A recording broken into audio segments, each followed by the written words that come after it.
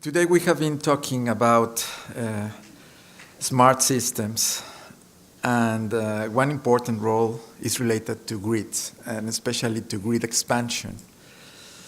So you are probably aware that the timing of building of new network capacity is not always as fast as it should be in order to be responsive to new renewable energy generation.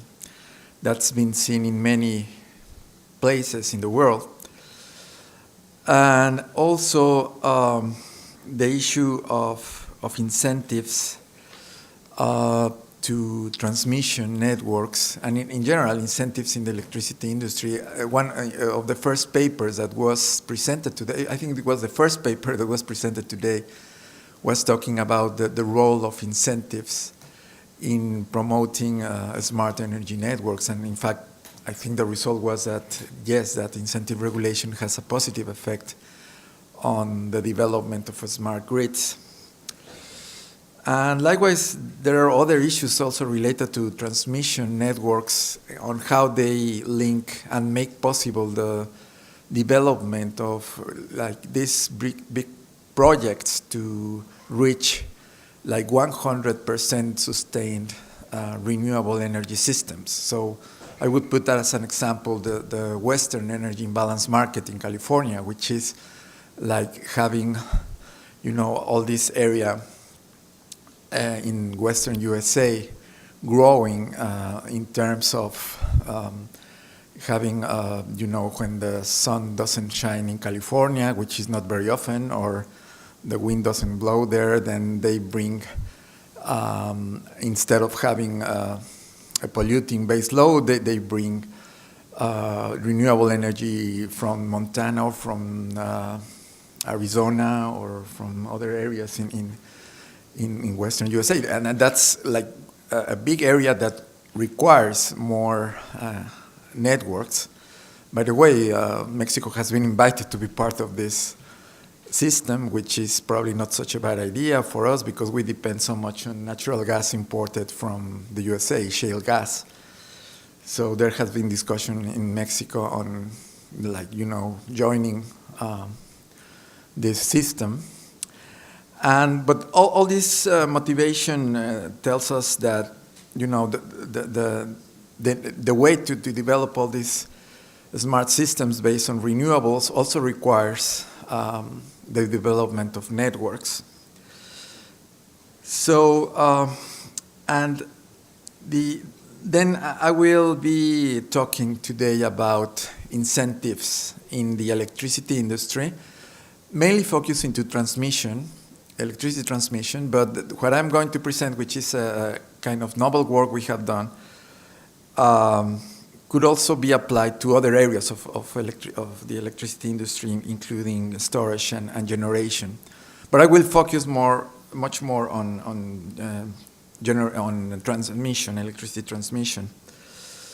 So I have, with other colleagues, been working for some years now on the topic of transmission investment and expansion. And in fact, before this, all this RES, Smart Grid Revolution, was in place. And I think, again, that this discussion on promoting the expansion of networks has even become more important nowadays. So I will then start with my presentation. I would like to also point out that all the references that I'm using are presented at the end of my PowerPoint presentation. So as motivation, I would start by saying that the idea of design of mechanisms that promote the investment in transmission try to put together the maximization by the regulated transco with surplus maximization. And the idea here is that the regulator is less well informed about costs and demands that are facing the transco. So, and also, incentive mechanisms are interesting for a regulator because they can only do limited, or they should also do limited monitoring and enforcement. In fact, the mechanisms are self-enforcing. So the trick here is that in order to induce optimal electricity transmission investment, it is done by these mechanisms from a welfare maximization perspective. So what I'll do today then is to present to you a review on the various approaches, in fact, the two main approaches to promoting the investment in transmission, both sophisticated and simple approaches in informational terms. Then I will elaborate a little bit more on the simple approach, which is in this area is where our mechanism would fall.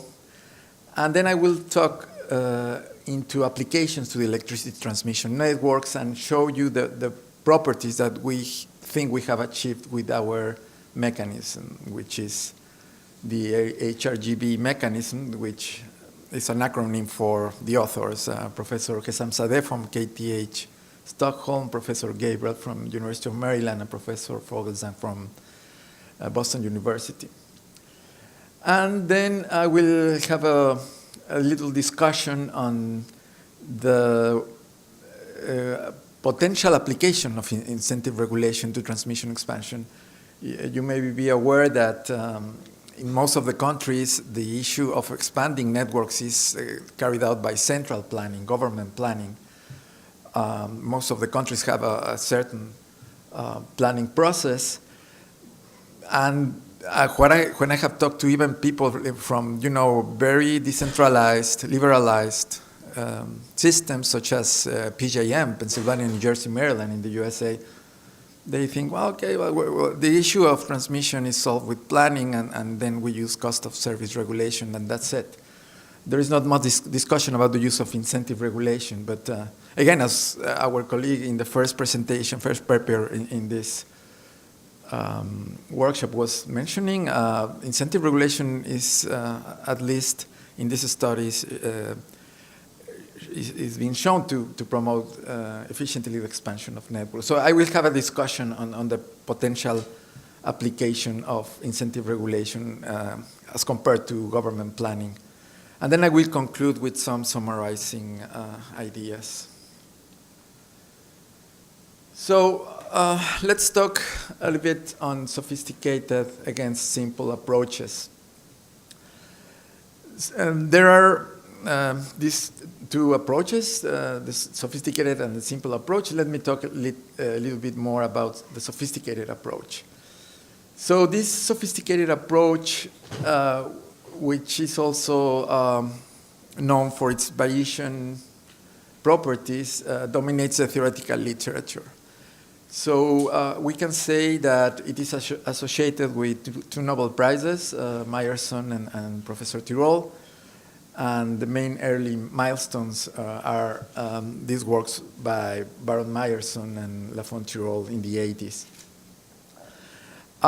They basically are associated with the mechanism design theory, with the principle of revelation, with all these concepts of menu of contracts that implement the principle of revelation that basically states that when a policymaker wants to implement a social welfare function, the policymaker can do it through using a direct mechanism, which is revealing, that provides incentives for the firm, which has private information on who the firm is and what does the firm do.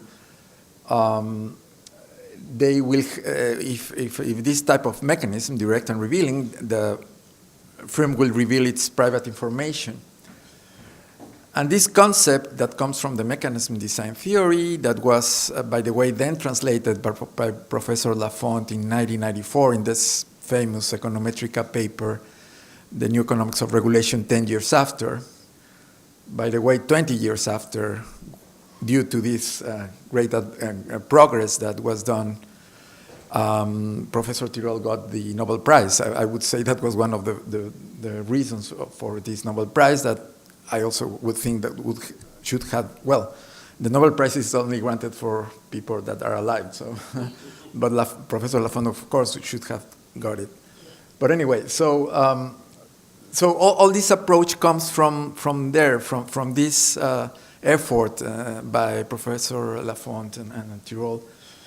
And these mechanisms, which are informationally, in terms of modeling, demanding, are often called Bayesian because the regulators, they basically have a subjective a priori belief on the efficiency distribution of firms, and they update those beliefs using the Bayesian criteria. Okay, so then these sophisticated mechanisms are very nice from a theoretical point of view. It's really nice to study this theory. But in applications, you know, it's kind of hard to see applications of these concepts. Although it is good as a framework for policy making, well, firstly, regulators cannot really be monitored in the type of distribution that they have because they are kind of subjective probabilities. But more importantly, it is hard to gain quantitative results that may be used in practice. So it is kind of complex for applications. I have heard that, well, I know that in the last years in Great Britain, this idea of menu of contracts has been applied in this Rio regulation, but in fact, we have not seen many applications in the practice of policy making in the area of electricity transmission. Again, however, the point is that this sophisticated approach provides these insights, strong insights into incentive properties of regulation. So one insight would be that the firms have to receive an informational rent in order to reveal their type. Likewise, that it is impossible to reach a first best outcome in the sense that in one of the presentations, someone mentioned the first theorem of welfare economics, the welfare that states that for market allocations under competitive assumptions, that is where there are no market failures, one get Pareto optimal allocations. But when there is a market failure, then there should be some kind of intervention by the policy agent to restore the first theorem of welfare economics. But under the presence of asymmetry of information or natural monopoly, you cannot reach the first best outcomes. So, for example, if there is a natural monopoly, there could be an intervention of the public agent in order to reach something which is close to pricing, to get prices equal to marginal cost. But you will never get to marginal cost. You will get to Ramsey pricing, which is the closest you can get to marginal cost. So then that's another thing that is also important for policy making and that the regulators should have in mind when they intervene. And of course, the other issue is that it is very important that the regulator can commit to future policies in order to have strong incentives or that the policy of incentive regulation is successful intertemporally. So again, the sophisticated approach is not really practical, but it is insightful. Okay? So let me now then go into the simple approach. The simple approach, as opposed to the sophisticated approach, is informationally simpler. It's a non-Bayesian approach because it does not use a formal probabilistic model. However, it's not completely separated from this complex canonical model of regulation, Lafont-Tirol's approach. In fact, in one of the paragraphs of the famous 1994 Lafont's paper, there is a paragraph that states that prices can be used as a second best instrument as opposed to transfers in order to provide incentives to the firms to reveal their private information. And then from there, all the price cap theory was developed.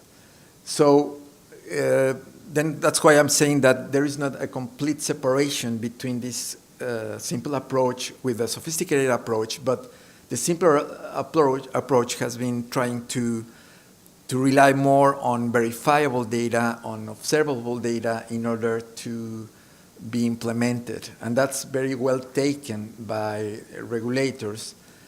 And also the idea of these simple mechanisms is to translate the regulator's objective into the firm's profit maximizing objective. Okay, so there are two forms within the simple approach. One would be the subsidy approach, which goes back to the work by Loew and Magat in 1979. And the other would be the price cap constraint approach that goes back to seminal work by Vogelsang and Finzinger in 1979 also.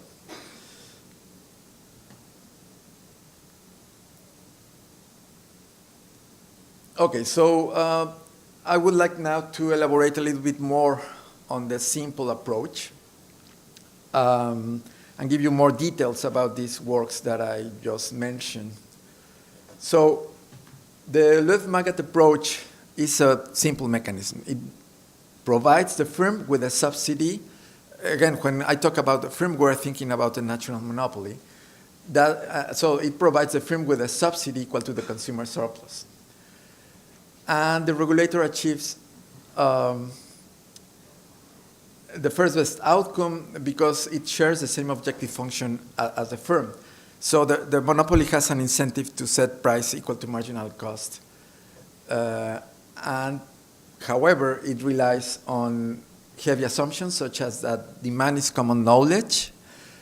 There is asymmetry of information in terms of costs between the firm and the regulator.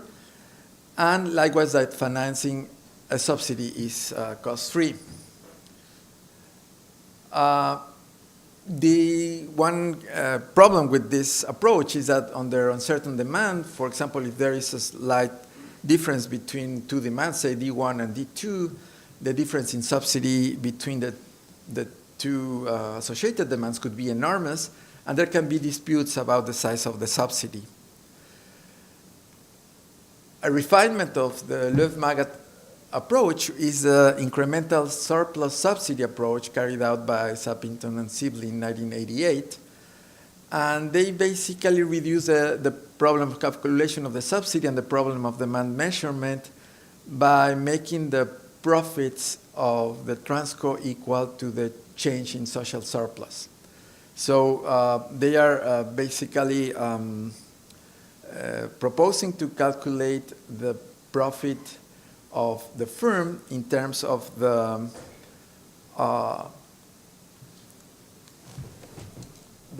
sum of the consumer surplus and the producer surplus. Okay, so that's a slightly less demanding in terms of information, and this also provides incentives for setting price immediately equal to marginal cost, because the firm gains by getting prices as close as possible to marginal cost. Okay, so the benefits again are this, that there is immediate optimal pricing and investment, but there are several issues such as imperfect cost reducing incentives. There is still a problem of measuring the change in consumer surplus, and also this issue of subsidies on where does the regulator raise money for the subsidy and whom does the regulator want to subsidize? Okay, let's not now jump into the other approach. So I said there were two approaches to in the simple approach. One was through subsidies, and the other is through price cap constraints. So the Vogelsang-Finziger approach in 1979 basically proposes to set up a price index of the firm's prices that should be lower by last period's profit margin. That means that the firm should be able to reduce its prices if it's making excessive profits. And especially if a last period's price index, which is a quantity weight, which is established for each of the prices in terms of previous periods' quantities, this mechanism will force the firm over time to set up prices that converge to Ramsey prices, not to marginal cost, but to Ramsey prices, as I was explaining before.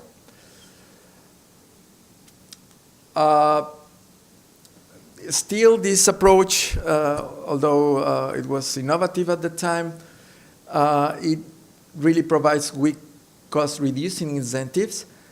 And there is a strategic issue because if the firm expects that there will be this kind of regulation, it may increase prices beyond monopoly prices or increase costs prior to regulation.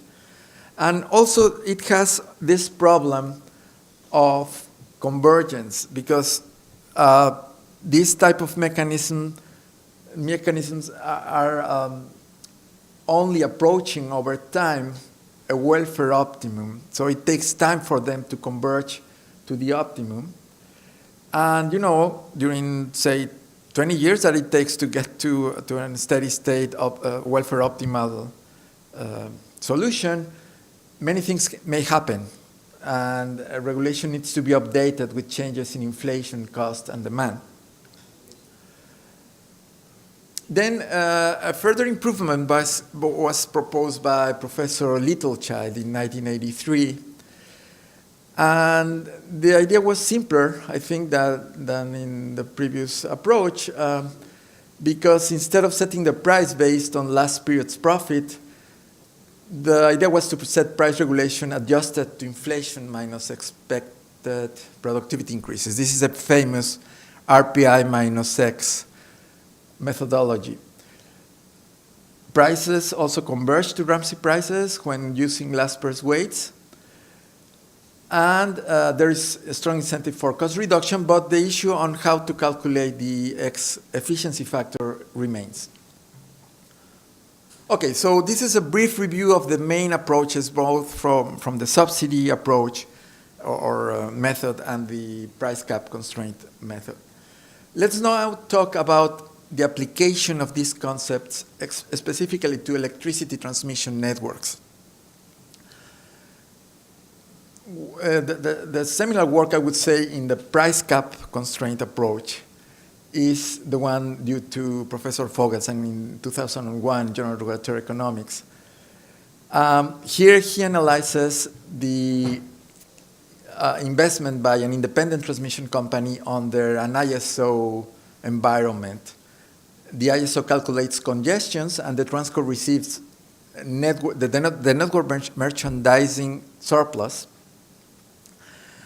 And very soon, Professor Vogelsang realized that it was better to use a two-part tariff cap as opposed to linear price caps, because linear price cap would need to exceed marginal congestion costs by a lot to cover total costs. So what he does is he uses a two-part tariff approach. One part of the tariff was a variable charge or congestion charge, and the other part was a fixed charge or capacity charge. And the very the great idea that Professor Vogelsang had was that the rebalancing between the two would promote the expansion of the network in an efficient way and converge to a welfare optimal steady state. So if congestion charges increase, then the fixed fee would decrease, and if the other way around, if congestion charges decrease, then the fixed fee would increase. The main idea here is that investment that decreases congestion is rewarded with an increase in fixed fee.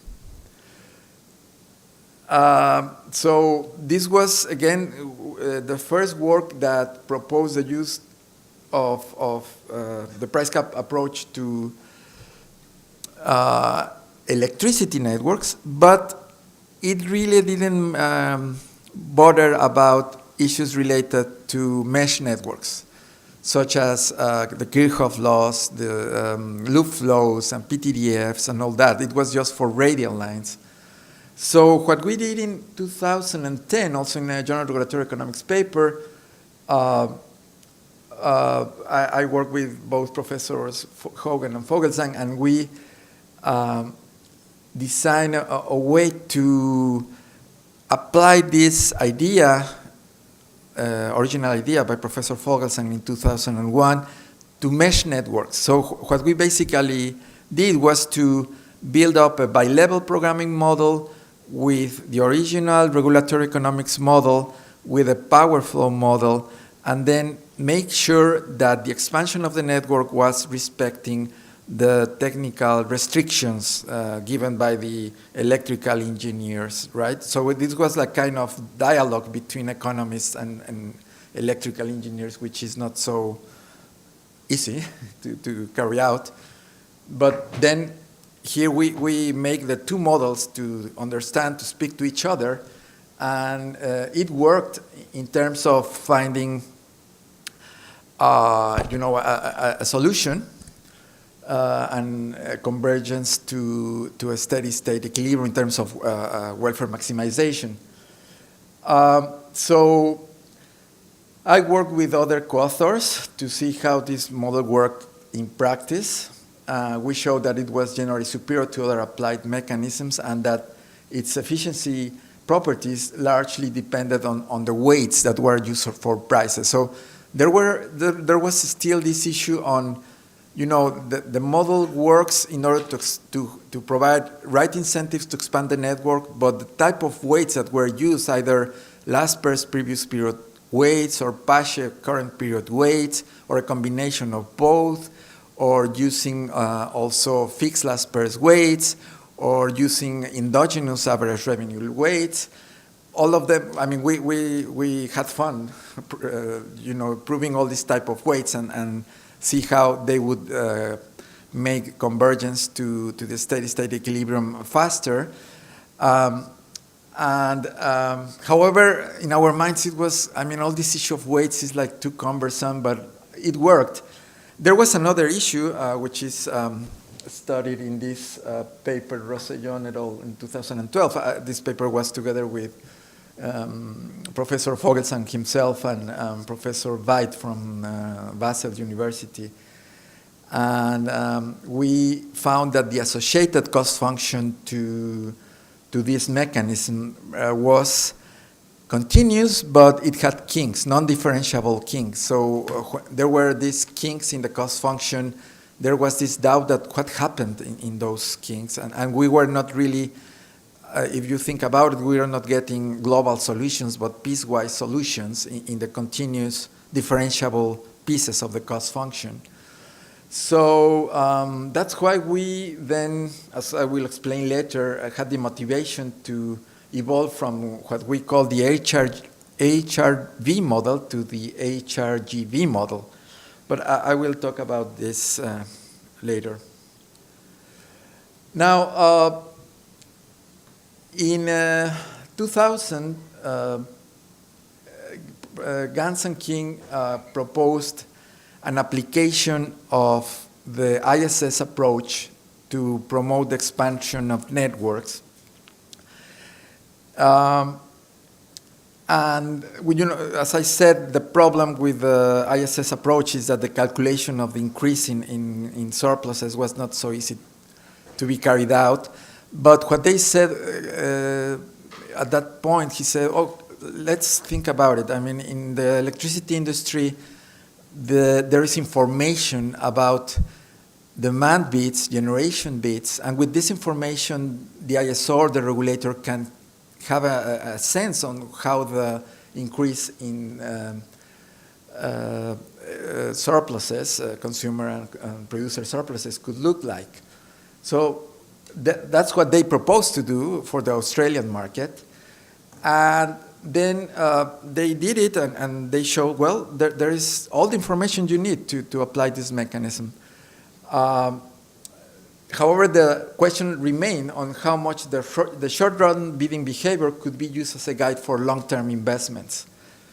And also something that was also predicted by Professor Lafon in 1994 is that all these type of mechanisms, due to the, not using the first best instrument or first best contract based on transfer, but on prices or subsidies, was not being used, which is requiring high fixed fees or profits for the transco. So that's why then we came with this new approach, which is basically representing the convergence of the development of the two types of mechanisms, and we take from the Löw-Magat the consumer surplus approach, and from the Vogels and Vinzigat the price cap approach. So we combine both approaches. Basically, the idea is then that the transco chooses congestion prices, while the fixed fee is set as, in terms of the previous period fixed fee and the increase in consumer surplus. And the idea is that in the electricity industry, that increase can be calculated from demand bids by the ISO.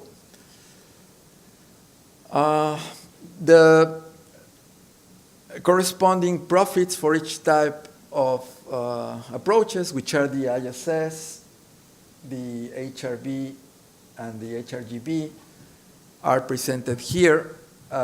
So for the ISS would be the increase in surpluses, for the HRB would be less than or equal to those surpluses plus the total profits associated to consumer and producer surplus, and for the HRGB it would be exactly that sum. So this is just saying that the HRGB model is providing more profits for the transco. But again, our mechanism, we believe, is the convergence of all the approaches in the literature for incentive mechanisms. It's combining all of them, and it's, we think, really a step forward. So let me then, how am I doing in terms of time? Right. Okay, I'm fine. Okay. Great. So let me talk a little bit more about properties of the HRGB mechanism. So firstly, it leads to optimal investment pricing because the firm captures allocative efficiency effects. It leads to cost minimization because the firms suffer losses from cost increases. There are no subsidy of taxes because, again, the information is in the market. It depends on market information. It is simple to understand, but still remains this issue on using demand bids, which are information based on the short-run market or the market that is going on now to predict investment in the long term. And but again, the variables necessary for implementation are observable, verifiable in the context of transmission networks. On desirable properties, there is this strategic investment pricing behavior that the firm could take before the mechanism is implemented.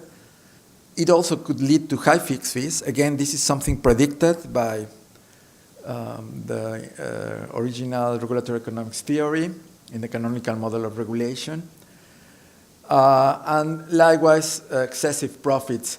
So we, in this paper, which, by the way, it was published by the end of last year in Energy Economics, we propose the use of X efficiency factors and Y demand growth factor for dealing with this issue of excessive profits.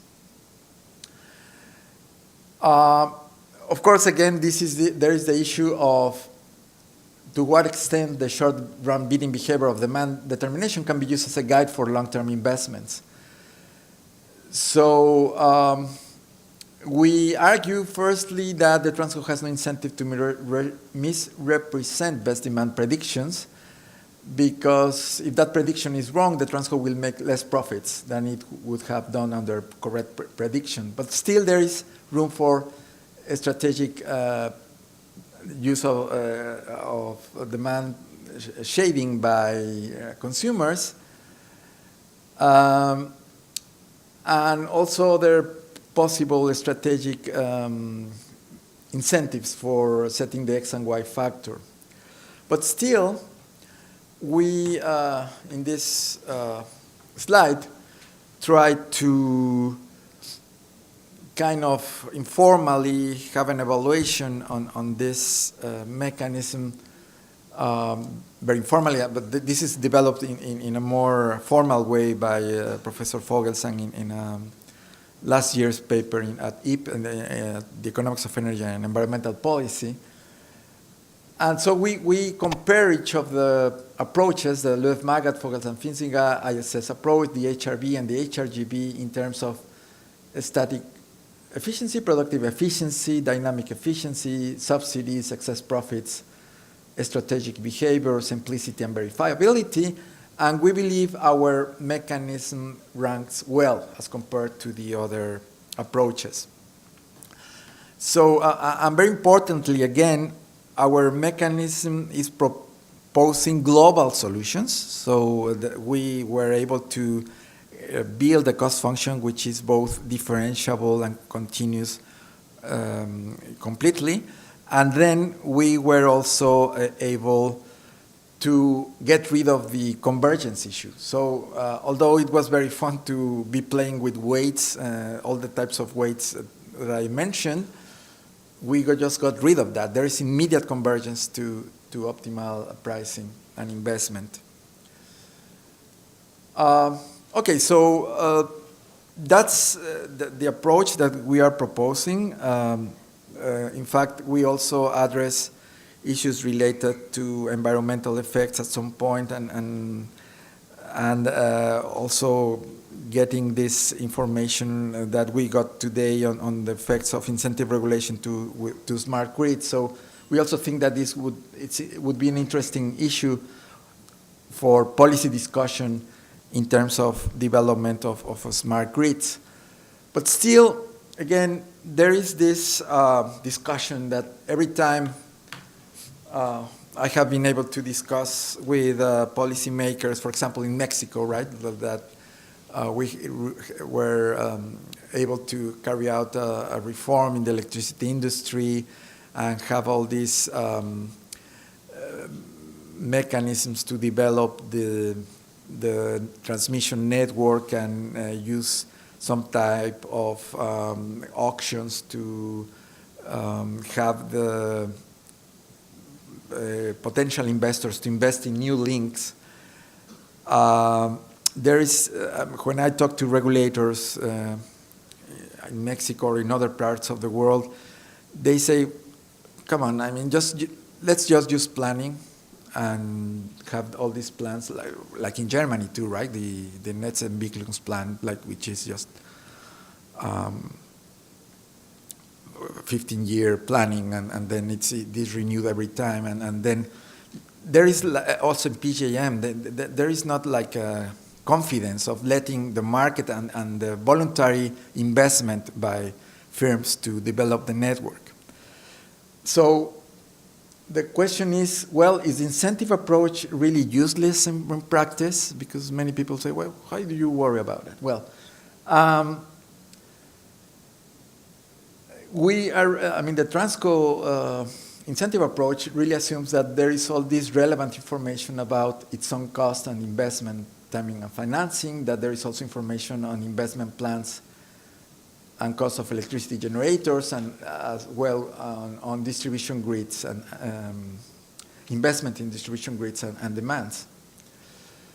But in reality, there is more complexity of transmission investment, and this may require the involvement of all affected parties and the coordination among all of them.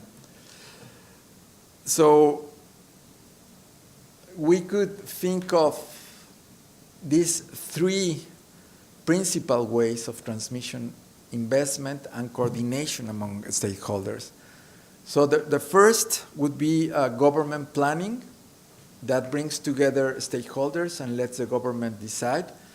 And that would be the way it is approached in the case of Mexico and Germany. I have worked in both countries in terms of the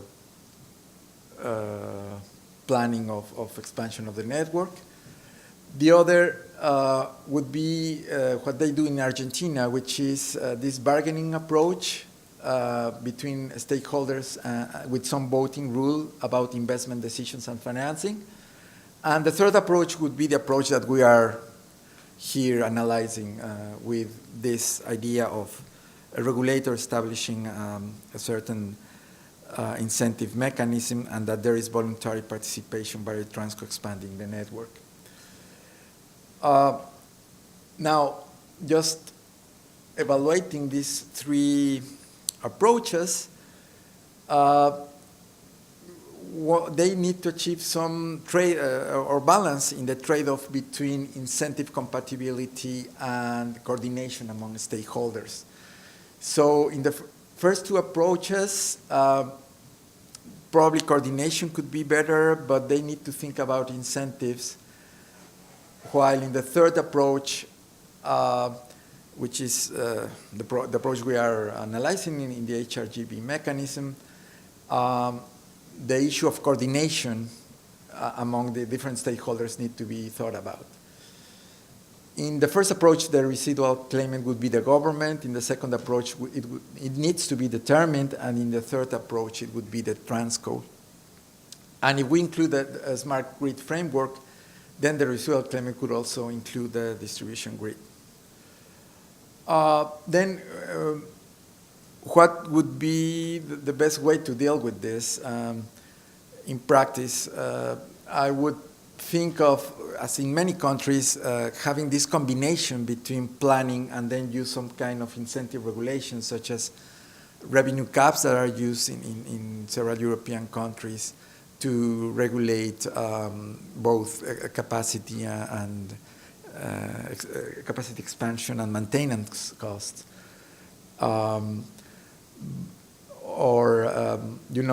Having some kind of incentives within the issue of planning the expansion of the network would be adequate. Okay, so let me, probably I should be concluding now. The HRGB mechanism is, from our perspective, and also probably from the perspective of the referees of our paper, highly appealing in terms of its static and dynamic properties. However, in order to work in practice, it needs to take into account the adjustments on efficiency and demand growth in order to control profitability of the regulated firm. Likewise, the HRB mechanism would have positive effects on optimal generation and distribution grid investment, as long as there are no distorted incentives in generation and distribution, as well as when externalities are taken care of by separate instruments. So what we are saying here is that it is not possible to use a single regulatory mechanism to deal with everything. So it should be complemented with other mechanisms that work together with this one.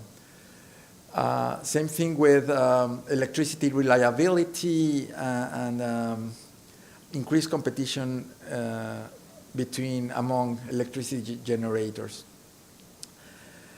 And again, this issue of the trade-off between coordination and incentives. So I would say in practice, that's the issue to deal with, you know. Planning has a lot of coordination, but of course, I mean, when we only dealt in the past with vertical integrated, horizontal integrated, state-owned monopolies, well, everything was nice in terms of coordination, but what about efficiency? So we have been every time gradually opening markets to have vertical separation or horizontal separation, gaining efficiency but losing coordination. So here is something similar. We need to reach a balance between the issue of coordination and the issue of incentives. But I think there is a lot of room for being a little bit more daring, ambitious in not just leave the expansion of networks to central planning and use incentives as more as possible so that we can have a more satisfactory solution in efficiency terms. So I think I would leave it there. Thank you. Maite, thank you.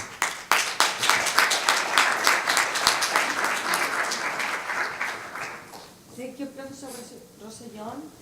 Presented one of the most complex questions in the electricity system that affects the transmission incentive and what is the best model to optimize the network. Very difficult question. Some question from the floor. Just one, please. One minor question.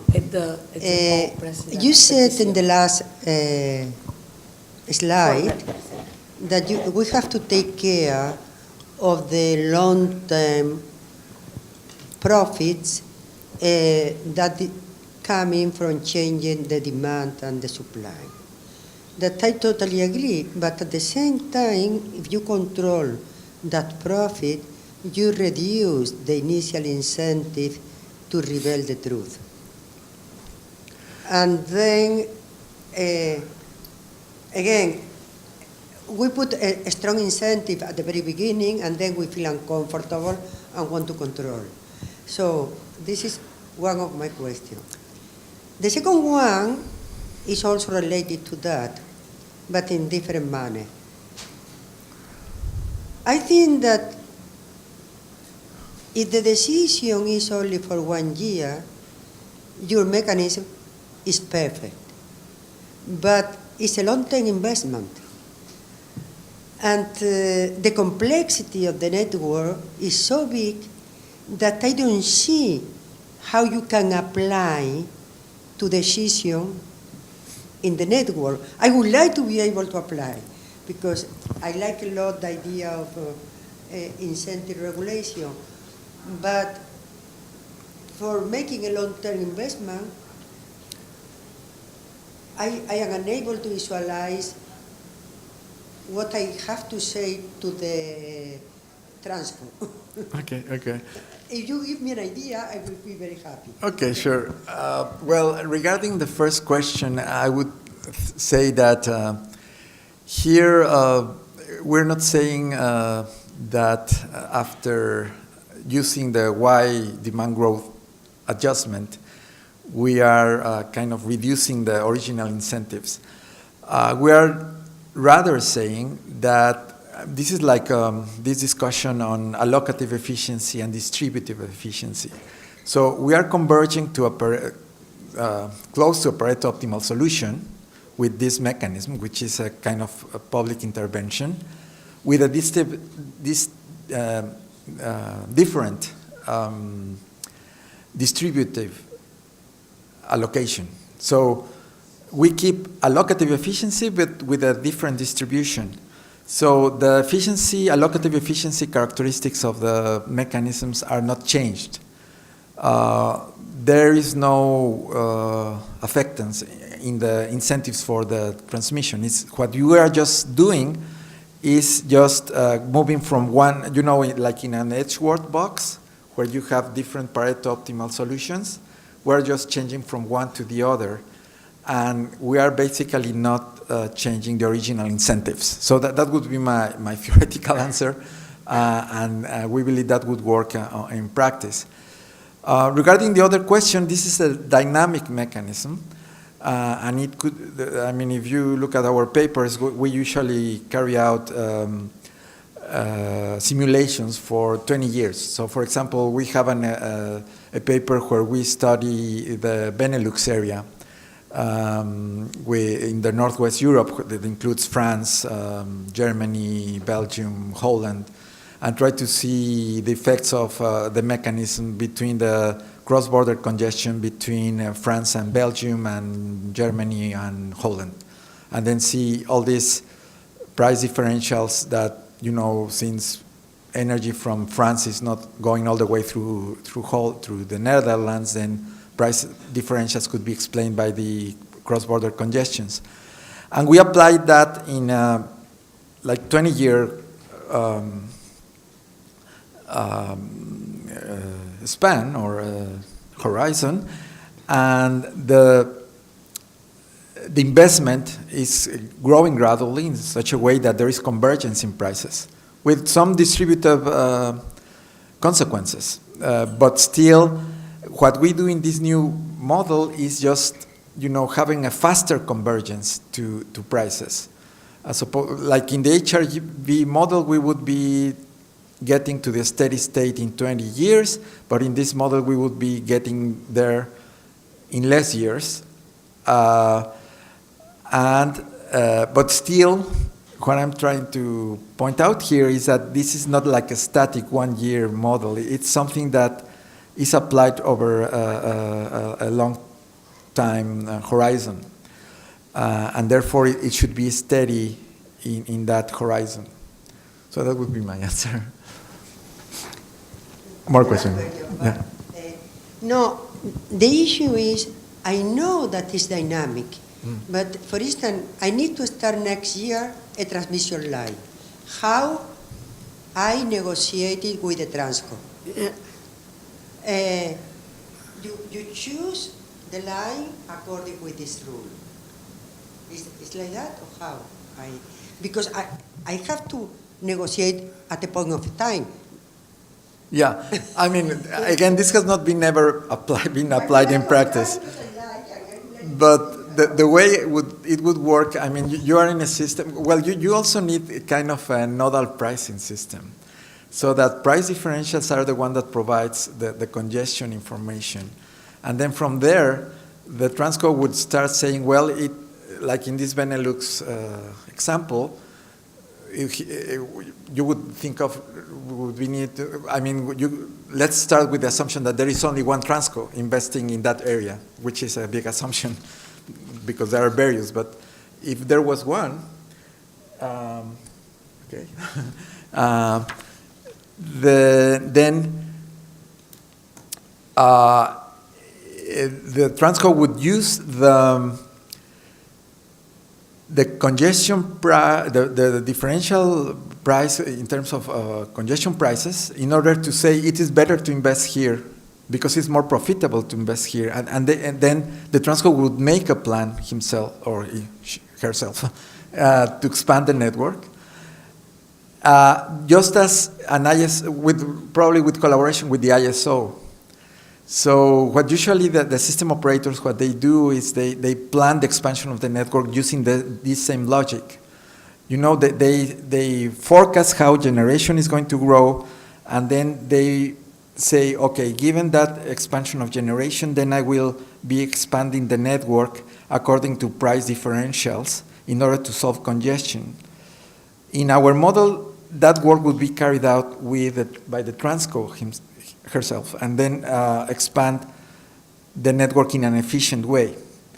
So what we're saying is that the Transco, that could also be a TSO or so, which is a more European term, would do that work, and then in the beginning it would propose this kind of plan to expand the network. And the beauty of this mechanism would be that the regulator only needs to, and the ISO, to provide this mechanism, and the firm would be incentivized to do it in an efficient way.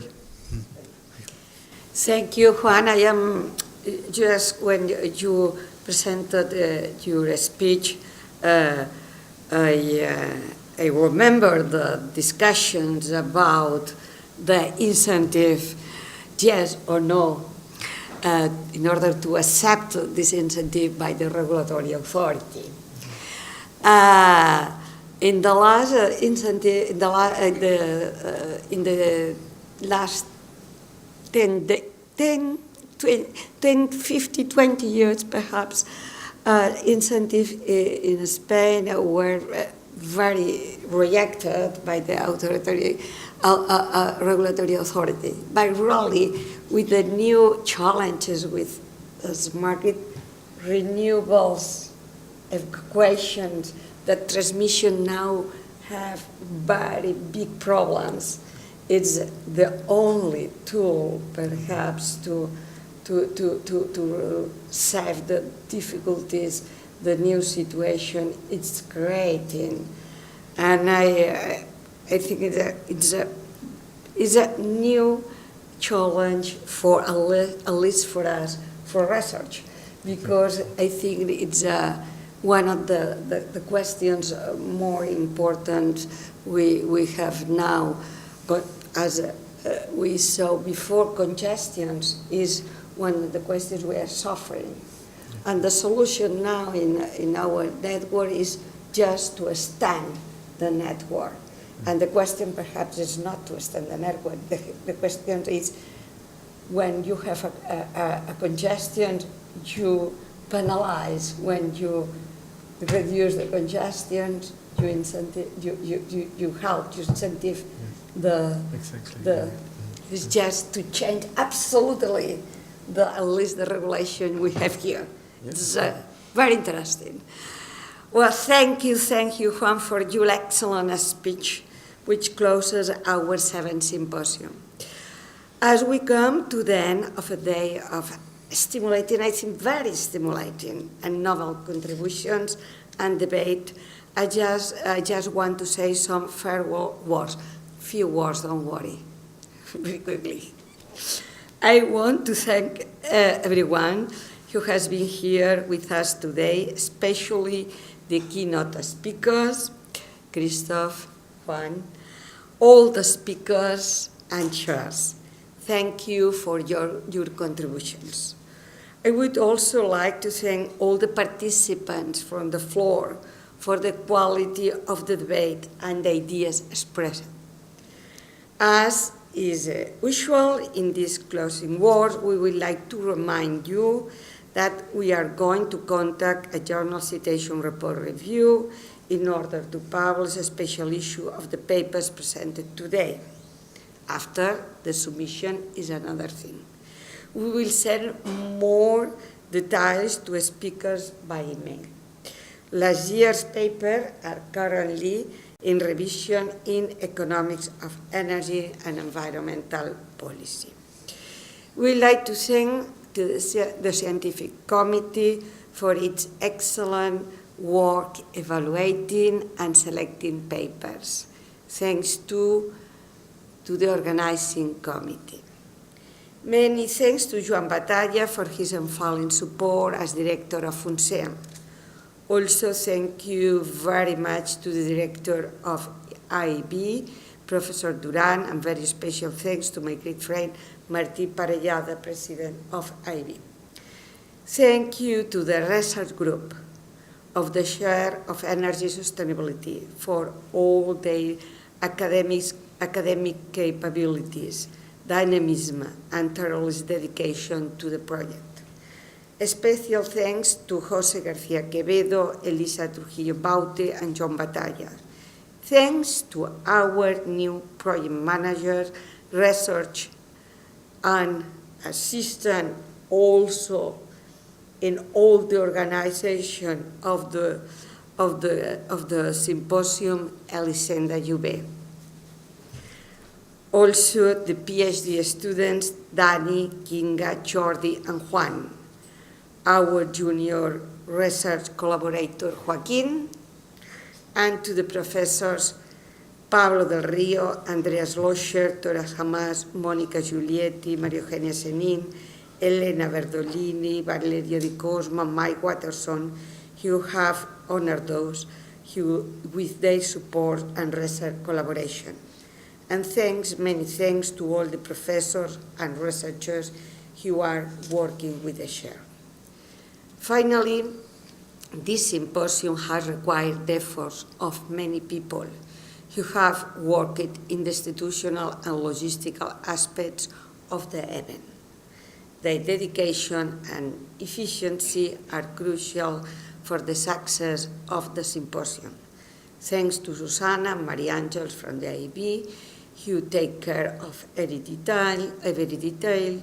Thanks to Deborah and to Manuel, who was behind the windows, and to the admin team at FUNSEAM. Thank you again and have a safe journey home. Thank you very much.